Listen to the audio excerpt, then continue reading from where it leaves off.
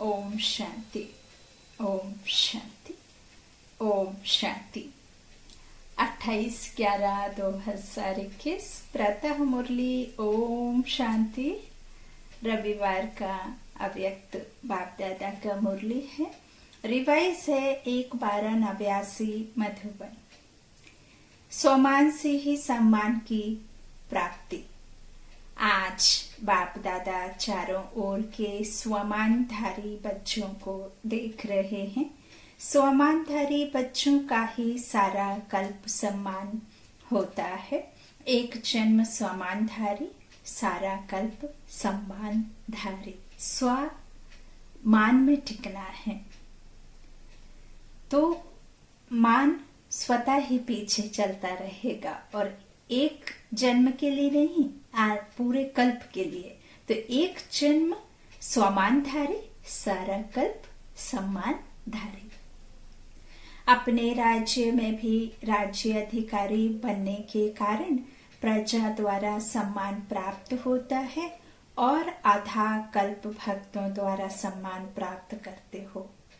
मंदिर में विराजमान देवी देवता, त्रेता में बाबा ने कहा ना, चारों युगों में बाबा ने चारों युगों का चक्र फिराने आत्मा को बाबा आए दिन कहते हैं। तो पूज्य से पुजारी तो हम द्वापर में बनते हैं, श्रेष्ठ तो हम त्रेता में भी रहते हैं। तो इस तरह उस समय मंदिर में विराजमान देवी देवता का बाबा ने बताया है। बाबा कहते आधा कल्प भक्तों द्वारा सम्मान प्राप्त करते हो। अब अपने लास्ट जन्म में भी भक्तों द्वारा देव आत्मा व शक्ति रूप का सम्मान देख रहे हो और सुन रहे हो। कितना सिख व प्रेम से अभी भी सम्मान दे रहे हैं। इतना श्रेष्ठ भाग्य कैसे प्राप्त हुआ? मुख्य सिर्फ एक बात के त्याग का यह भाग्य है। कौन सा त्याग किया? देह अभिमान का त्याग किया, क्योंकि देह अभिमान के त्याग बिना स्वमान में स्थित हो ही नहीं सकते।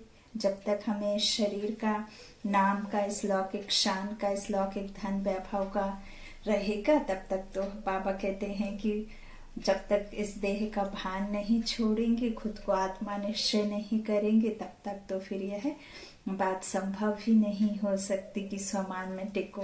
तो स्वमान में स्थित हो ही नहीं सकते जब तक आपको खुद निश्चय नहीं करते कि मैं आत्मा इस शरीर से न्यारी हूँ।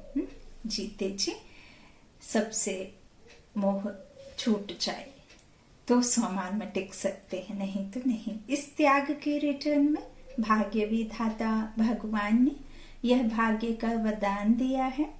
दूसरी बात, स्वयं बाप ने आप बच्चों को स्वमान दिया है। बाप ने बच्चों को चरणों के दास व दासी से अपने सिर का ताज बना दिया है। बाबा बड़े प्यार से कहते हैं, बच्चे मेरे तो पैर है नहीं जो तुम चरणों की धूल मांगो।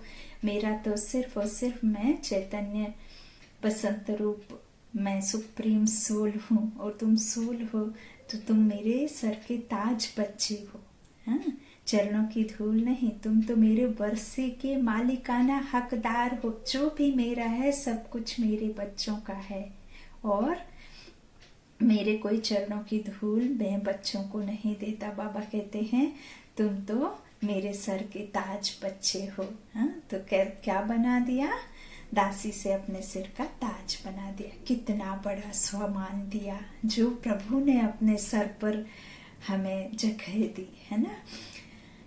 बाबा कहते ऐसे स्वमान प्राप्त करने वाले बच्चों का बाप भी सम्मान करते हैं। बाप बच्चों को सदा अपने से भी आगे रखते हैं, सदा बच्चों के गुणों का गायन करते हैं। हर रोज सिख व प्रेम से याद प्यार देने के लिए परम धाम से साकार वतन में आते हैं। वहां से भेजते नहीं लेकिन आकर देते हैं। रोज याद प्यार मिलता है ना। इतना श्रेष्ठ सम्मान और कोई दे नहीं सकता। वाह बाबा, वाह वाह मेरा भाग्य, वाह वाह प्रियात्मा, वाह। स्वयं बाप ने सम्मान दिया है, इसलिए अविनाशी सम्मान अधिकारी बने हो, ऐसी श्रेष्ठता का अनुभव करते हो। स्वमान और सम्मान दोनों का आपस में संबंध है। स्वमानधारी अपने प्राप्त हुए स्वमान में रहते हुए स्वमान के सम्मान में भी रहता और दूसरों को भी सम्मान से देखता, बोलता व संपर्क में आता है। स्व सम्मान का अर्थ ही है स्व को सम्मान देना। मैं भाग्य विधाता की भाग्यशाली संतान हूँ। मैं बाप समान श्रेष्ठ आत्मा हूँ। मैं सर्वशक्तिमान पिता की मास्टर सर्वशक्तिमान संतान हूँ। मैं मास्टर भगवान हूँ। अनुभव करना है। मैं दाता वरदाता विधाता की मास्टर दाता वरदाता विधाता हूँ। सुख करता दुख हरता हूँ, है ना।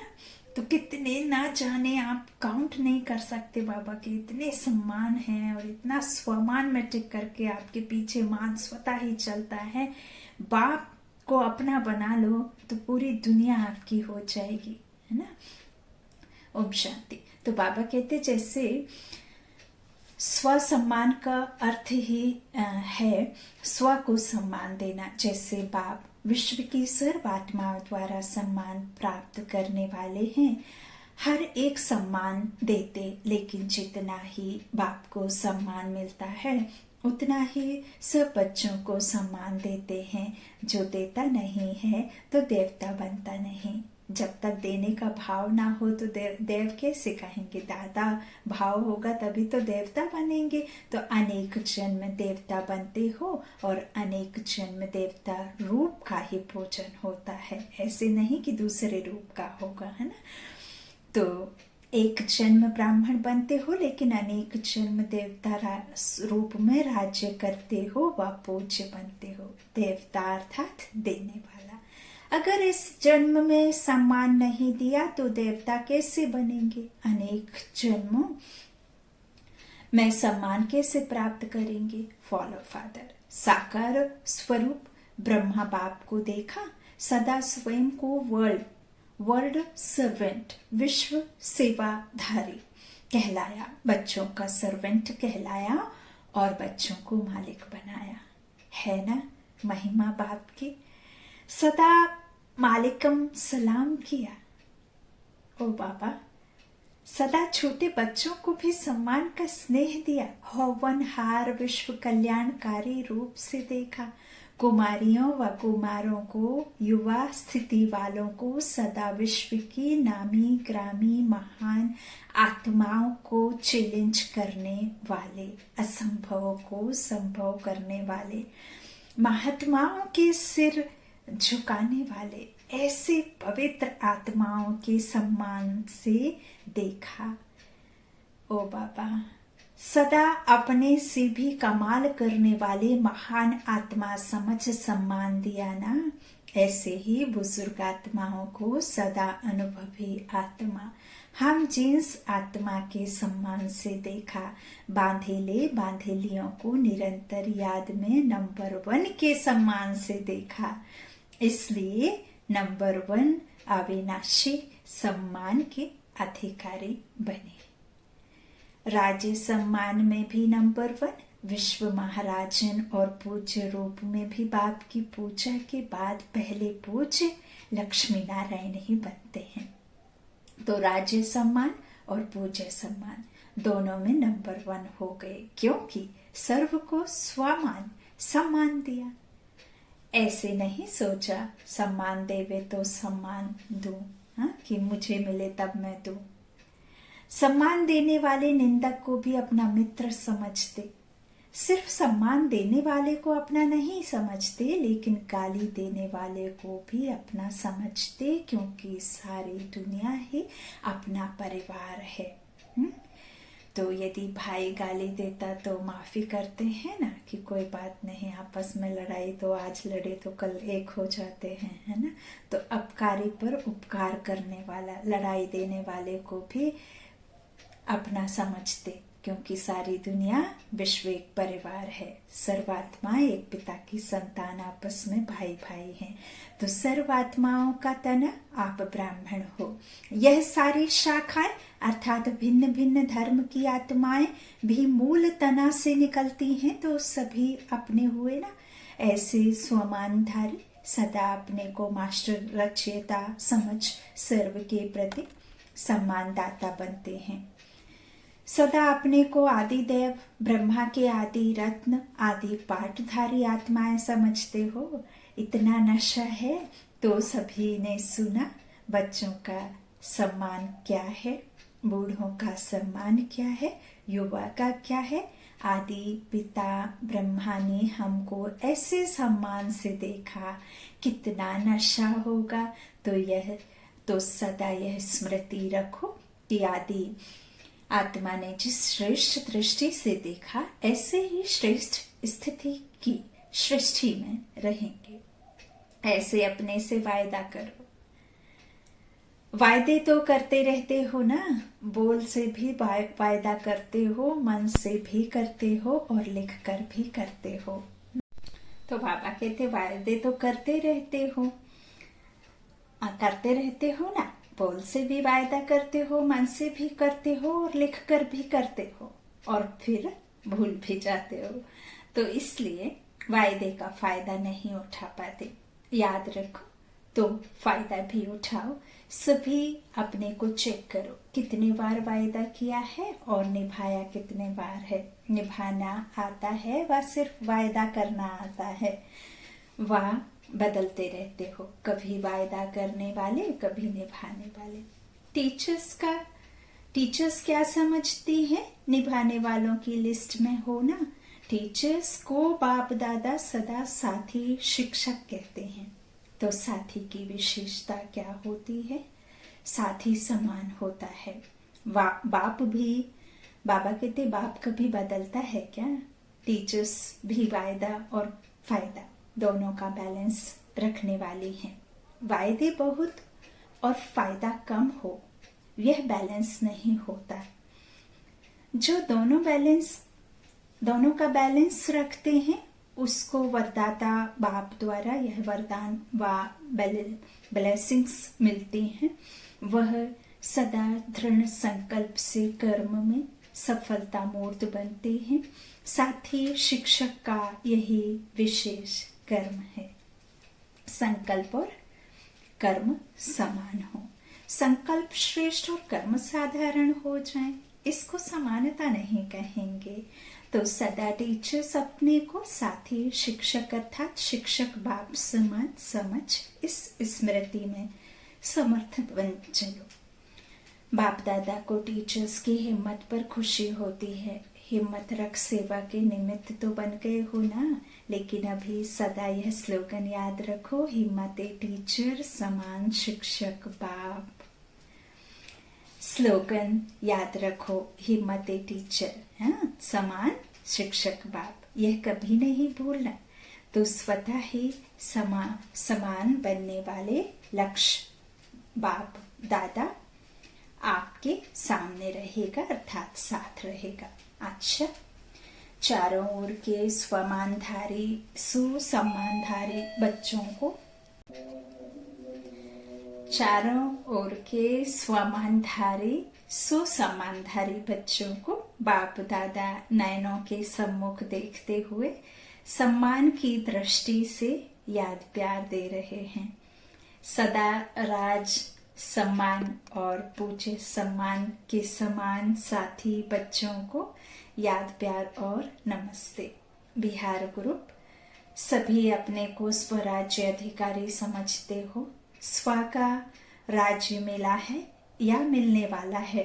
स्वराज्य अर्थात जब चाहो, जैसे चाहो वैसे कर्मेंद्रियों द्वारा कर्म करा सको। कर्मेंद्रिय जीत अर्थात सभी कर्मेंद्रियां आपको चलाती हैं। पहले स्व पर राज्य करेंगे तब तो स्वराज्य अधिकारी बनेंगे। तो कभी मन आपको चलाता है या आप मन को चलाते हो, कभी मन व्यर्थ संकल्प करता है या नहीं करता है। अगर कभी कभी करता है तो उस समय स्वराज्य अधिकारी कहेंगे। क्वेश्चन, राज्य बहुत बड़ी सत्ता है। राज्य सत्ता चाहे जो कर सकती है, जैसे चलाने चाहो वैसे चला सकती है। यह मन, बुद्धि, संस्कार, आत्मा की शक्तियां हैं। मन, बुद्धि और संस्कार, ये किसकी? आत्मा की शक्तियां हैं। आत्मा इन तीनों का मालिक है। यदि कभी संस्कार अपनी तरफ खींच लें तो मालिक कहेंगे। तो स्वराज्य सत्ता अर्थात कर्मेंद्रिय जीत। जो कर्मेंद्रिय जीत है वही विश्व की राज्य सत्ता प्राप्त कर सकता है। तभी तो लक्ष्मी को वरेंगे जब स्व पर राज्य कर लेंगे। तो स्वराज्य अधिकारी विश्व राज्य अधिकारी बनता है। तो आप ब्राह्मणात्माओं का ही स्लोगन है कि स्वराज्य ब्राह्मण जीवन का जन्म सिद्ध अधिकार है। स्वराज्य अधिकारी की स्थिति तथा सदा मास्टर सर्वशक्तिमान है, कोई भी शक्ति की कमी नहीं। स्वराज्य अधिकारी सदा धर्म अर्थात धारणा मूर्त भी होगा और राज्य अर्थात शक्तिशाली भी होगा। अभी राज्य में हलचल क्यों है? क्योंकि धर्म सत्ता अलग हो गई है और राज्य सत्ता अलग हो गई है। तो लंगड़ा हो गया ना, एक सत्ता हुई ना, इसलिए हलचल है। ऐसे आप में भी अगर धर्म और राज्य दोनों सत्ता नहीं है तो विघ्न आएंगे, हलचल में लाएंगे, युद्ध करनी पड़ेगी। और दोनों ही सत्ता है तो सदा ही बेपरवाह बादशाह रहेंगे, कोई विघ्न आ नहीं सकता। तो ऐसे बेपरवाह बादशाह बने हो या थोड़ी थोड़ी शरीर की संबंध की परवाह रहती है। पांडवों को कमाने की परवाह रहती है, परिवार को चलाने की परवाह रहती है या बेपरवाह रहते हैं। चलाने वाला चला रहा है, कराने वाला करा रहा है। ऐसे निमित्त बनकर करने वाले बेपरवाह बादशाह होते हैं। मैं कर रहा हूं यह भान आया तो बेपरवाह नहीं रह सकते। लेकिन बाप द्वारा निमित्त बना हुआ हूं यह स्मृति रहे तो बेफिक्र व निश्चिंत जीवन अनुभव करेंगे। कोई चिंता नहीं कल क्या होगा। वैसे भी चिंता करके कभी कल का किसी को पता ही नहीं हुआ, तो उसकी भी चिंता नहीं कि कल क्या होगा। करण करावन हार करा रहा है, हम करण हार कर्मेंद्रियां कर रही, तो इसी तरह परमात्मा करा रहा है। ऐसे नहीं गलत कार्य करके भी परमात्मा करा रहा है, ऐसे नहीं है ना। तो कल क्या होगा उसकी भी चिंता नहीं। कभी यह थोड़ी सी चिंता रहती है तो कि कल क्या होगा, कैसे होगा, पता नहीं, विनाश कब होगा, क्या होगा, बच्चों का क्या होगा, तो क्या, क्यों, कैसे, कहाँ, ये 5 जो हैं बातें क्वेश्चन मार्क वाली, ये तिरछी ही रहती हैं, कभी सीधी नहीं होती। और काव काव तो कौवा करता है, यहाँ तो हम किसके बच्चे हैं, है ना, बिंदु के। तो हर बात में बिंदु रखना है ना, तो कोई भी बात को खींचना नहीं है, समेटना है ना। बिंदु मन बिंदु को याद करना है। इस तरह बाबा कहते हैं क्या होगा, कैसे होगा, बच्चों को क्या पता होगा, पौत्रों का क्या होगा, यह चिंता रहती है। बेपरवाह बादशाह को सदा ही यह निश्चय रहता है कि जो हो रहा है वह अच्छा और जो होने वाला है वह और भी बहुत अच्छा होगा, क्योंकि कराने वाला अच्छे ते अच्छा है ना, तो वो बुरा कैसे करा सकता है। इसको कहते हैं निश्चय बुद्धि।